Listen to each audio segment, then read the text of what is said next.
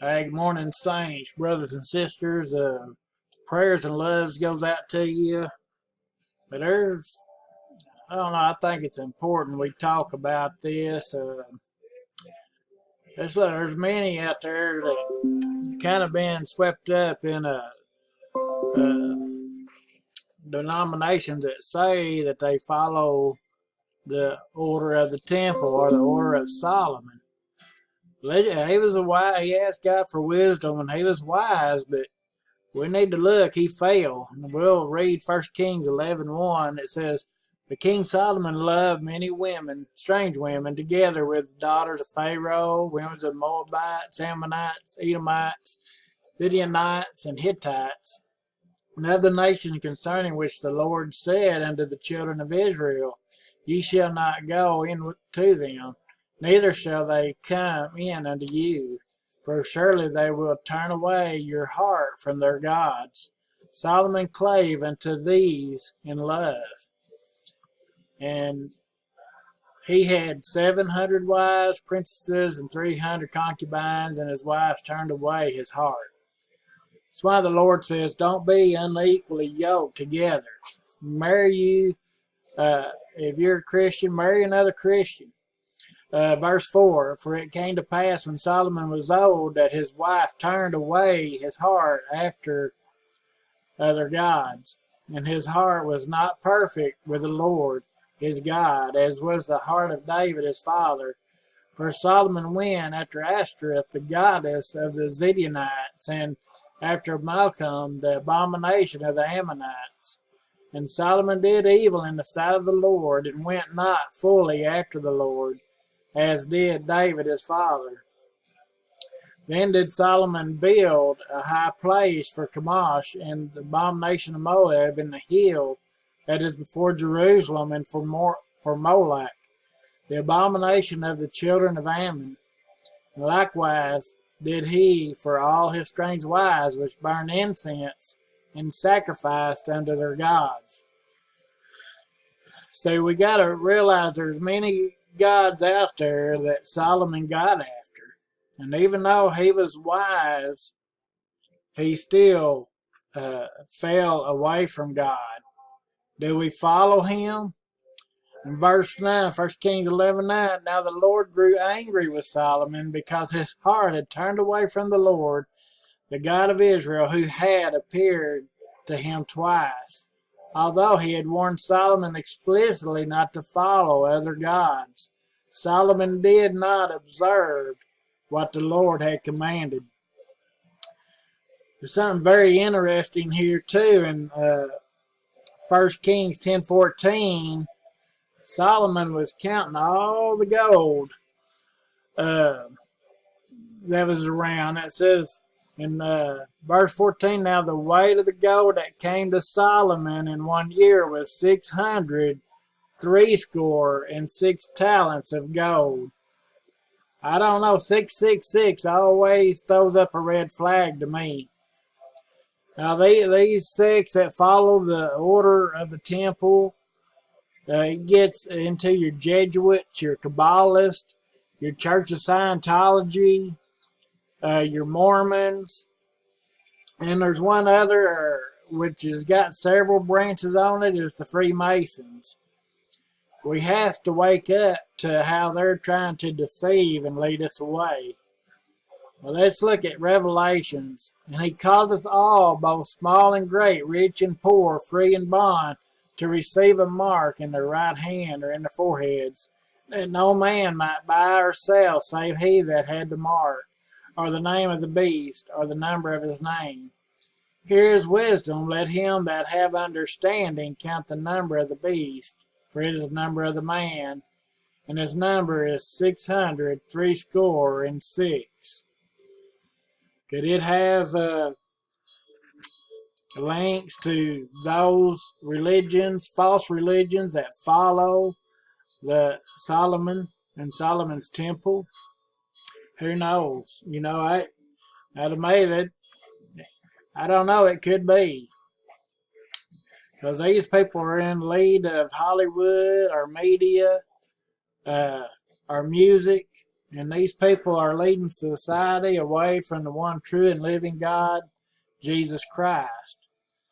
Let's look at the builders here. It's Psalms 118:22. The stone which the builders refused is become the headstone of the corner. Matthew 21:42. Jesus saith unto them, Did ye never read in the scriptures, the stone which the builders rejected, the same is become the head of the corner? This is the Lord's doing, and it is marvelous in our eyes. Mark 12:10.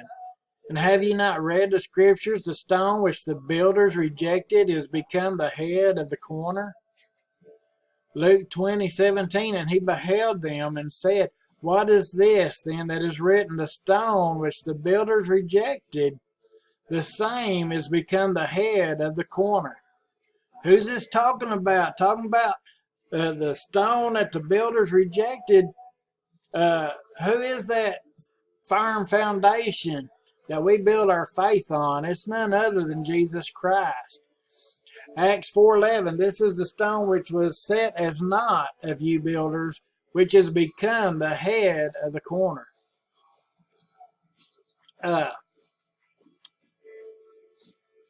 See, wherefore also it is contained in the scripture, Behold, I lay in Zion a chief cornerstone, elect, precious, and he that believeth on him, Jesus, shall not be confounded. All these false religions are here to confuse and confound us, to keep us from finding Jesus. Well, what is a builder? Well, let's just look at the dictionary for a minute. Let's see, this is the definition of a mason. A builder, worker in stone, the chief mason at Westminster Abbey. See, they hide their identity a lot of times, and they get innocent people caught up into their religion. And I ain't trying to come down on a certain person, but a system that we need to wake up to, that we need to get back to Jesus and Jesus alone. In Matthew 12:42, the queen of the south shall rise up in the judgment with this generation and shall condemn it. For she came from the uttermost parts of the earth to hear the wisdom of Solomon. And behold, a greater than Solomon is here. Talking about Jesus. See, we follow Jesus. We don't follow Moses or follow Solomon, or we follow Jesus. Ephesians 2:19 and 20. Now therefore ye have no more strangers and foreigners, but fellowship with the saints and of the household of God, and are built upon the foundation of the apostles and prophets, Jesus Christ himself being the chief cornerstone. So here, Jesus is the chief cornerstone, but the builders have rejected him. So they're trying to get to heaven another way. Maybe by works. I don't know, but maybe their good works outweigh their bad works, but they're trying to get to heaven another way other than Jesus Christ. There's no other way. And let's get into John 10. Verily, verily, I say unto you, he that entereth not by the door into the sheepfold, that climbeth up some other way, the same is a thief and a robber. But he that entereth in by the door is the shepherd of the sheep. To him the porter openeth, and the sheep hear his voice, and he calleth his own sheep by name, and leadeth them out. And when he putteth forth his own sheep, he goeth before them, and the sheep follow him, for they know his voice. And a stranger will they not follow, but will flee from him, for they know not the voice of strangers. This parable spake Jesus unto them, but they understood not what things they were which he spake unto them. Then said Jesus unto them, Verily, verily, I say unto you, I am the door of the sheep. All that ever came before me are thieves and robbers, but the sheep did not hear them.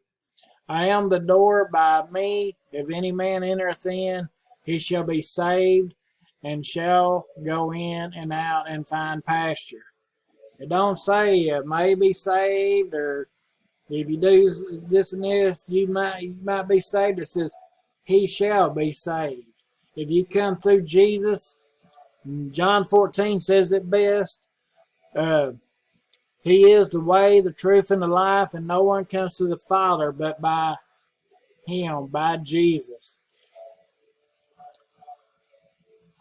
But saints, America, world, we got to wake up to how these false religions are controlling what goes into our minds, and we have to get back to what the Bible says and get back to Jesus alone.